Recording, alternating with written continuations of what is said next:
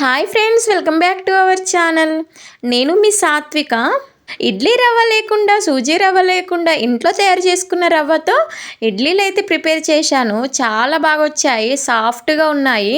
Ration బియ్యంతో అయితే రవ్వ ప్రిపేర్ చేశాను. వీటితో రవ్వతో అయితే నేను ఫస్ట్ టైం ఇడ్లీలు పెట్టాను. చాలా సాఫ్ట్గా అయితే ఉన్నాయి. అందుకే నేను మీతో అయితే షేర్ చేసుకుంటున్నాను.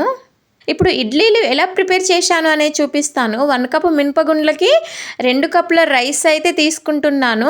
ఆల్రెడీ నేను 2 kgs వరకు అయితే రవ్వ అయితే తయారు చేసి పెట్టుకున్నాను. కానీ మీకు చూపించడం కోసం అయితే 1 కప్ మినపగుండ్లకి 2 కప్పుల రైస్ అయితే పోసాను.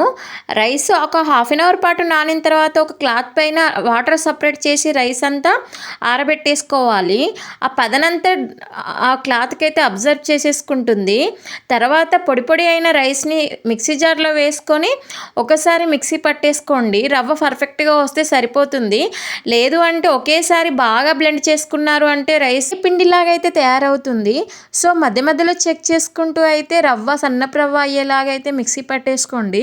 తర్వాత అది ఒక బౌల్లోకి ట్రాన్స్ఫర్ చేసేసుకొని పక్కకు పెట్టేసుకోండి. ఇప్పుడు మినపగుండ్లు అయితే 6 hours నానబెట్టుకున్నాక ఆ మినపగుండ్లను మిక్సీ జార్లో వేసుకొని సాఫ్ట్గా గ్రైండ్ చేసుకోవాలి. ఈ బ్యాటర్లో మనం ఇందాక మిక్సీ పట్టేసుకున్న రవ్వని కూడా వేసేసుకొని మంచిగా రవ్వంతా కలిసిపోయేలాగా అయితే మంచిగా కలిపేసుకోవాలి. తర్వాత ఒక మూత పెట్టేసుకొని 8 hours అయితే పక్కకు పెట్టేసుకోండి. అప్పుడు పులుస్తుంది పిండి. నేను ఇక్కడ అయితే ఆఫ్టర్నూనే రవ్వ కలిపేసి పెట్టేశాను. నైట్ 9-9:30 వరకు అయితే మంచిగా పులిసింది. ఈ బ్యాటర్ అంతా ఒక బౌల్లోకి అయితే ట్రాన్స్ఫర్ చేసుకున్నాను చిన్న దాంట్లో. ఎందుకంటే పెద్ద గంజులో పెట్టేశాను. ఇక్కడ పులిస్తే మొత్తం కింద పడిపోతుంది అని చెప్పేసి నేను పెద్ద బౌల్స్లోకి అయితే ప్రిఫర్ చేసుకుంటాను. ఇక్కడ పిండి అయితే మంచిగా పులిసింది. ఇప్పుడు ఈ ఇడ్లీ బ్యాటర్ అంతా ఒక చిన్న బౌల్లోకి అయితే ట్రాన్స్ఫర్ చేసుకుంటున్నాను.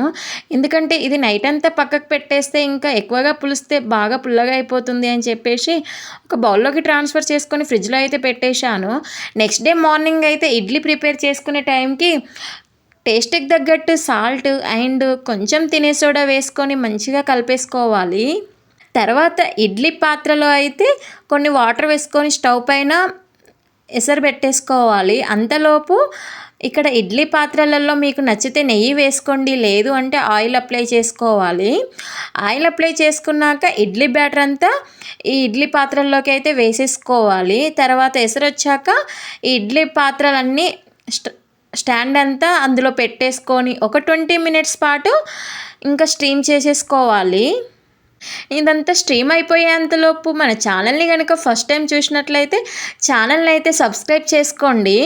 ఇంకా తర్వాత స్ట్రీమ్ అయిపోయాక తీసుకొని మనకు ప్లేట్లోకి సర్వ్ చేసేసుకోవాలి. మనకు నచ్చిన చట్నీ, ఏ చట్నీతో తిన్నా కానీ, లేదు అంటే ఇడ్లీ కారప్పొడితో తిన్నా, ఎలా తిన్నా టేస్ట్ అయితే చాలా బాగున్నాయి.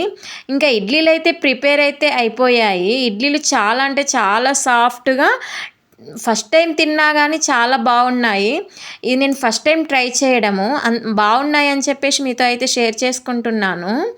మరి ఈ ఇడ్లీలు మీరు ట్రై చేసి ఎలా వచ్చాయనేది కామెంట్ చేయండి. మరి నచ్చితే లైక్ చేయండి. మన ఛానల్ని ఫస్ట్ టైం చూసి సబ్స్క్రైబ్ చేయండి.